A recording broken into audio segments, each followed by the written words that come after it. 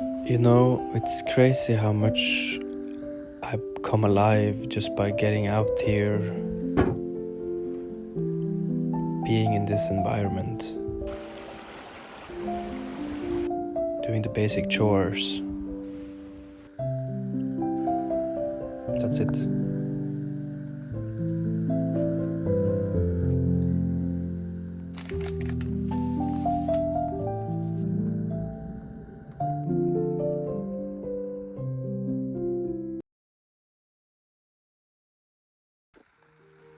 Me and Nala is now at our cabin, a place where we come to slow down and let our bodies rest and find clarity. We are here to also create an episode for you guys, but first we have to fire the place up and maybe take a night so we can wake up with fresh energy and share the message we have for you guys. The cabin is quite simple. I've refurbished it last year. It's a panel that is from the forests around here. There is an outdoor toilet, but we are having electricity. Up here is a storage room, and I hope to remake it into both a story and a little creative studio. It's a dream of mine. I am now sitting where I usually start my day here at the cabin, with this beautiful river where I clean my face and brush my teeth and drink from directly from source, from Mother Earth. Usually I go here with Nala, but she is now inside. She's healing and mainly sleeping. I want to spend some time this episode to reflect on what Nala have taught me throughout her life.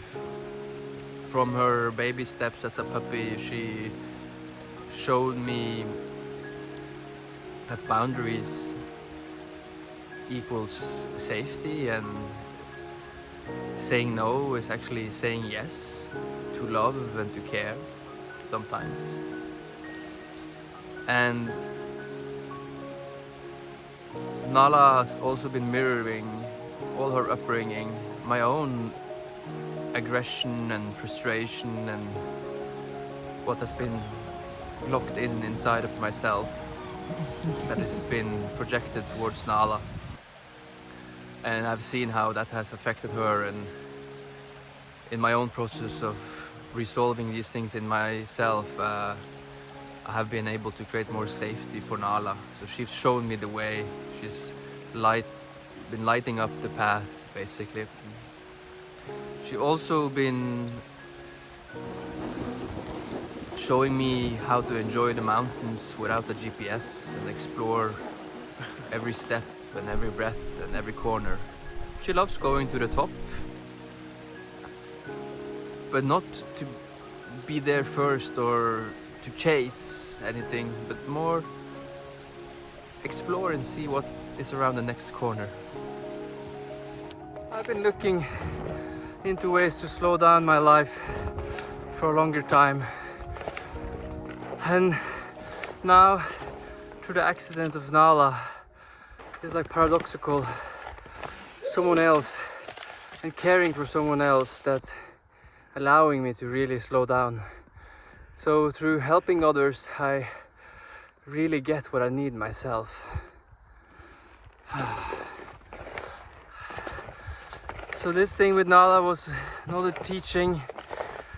In the next episode, I will go into something that was, if not even more important and difficult for me to do, and that is to ask for help.